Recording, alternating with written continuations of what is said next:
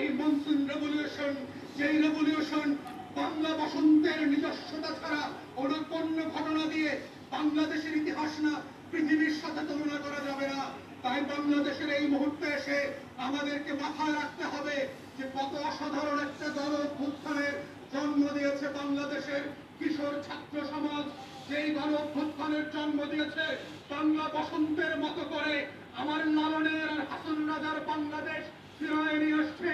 পশ্চিমাদের দাসত্বকে, বাগাড়ম্বরীকে, দিল্লির মসনদকে না বলে নতুন বাংলাদেশের জন্ম দিয়েছে।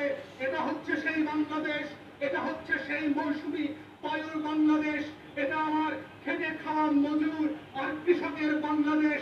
এই বাংলাদেশ হচ্ছে সেই তিতুমিরের উত্তর প্রজন্মের বাংলাদেশ, যারা প্রাণ হয়ে ফিরে এসছে, যারা মুগ্ধ হয়ে ফিরে এসেছে, যারা আবু সাঈদ হয়ে ফিরে এসেছে, যারা নাহিয়ান হাফিজ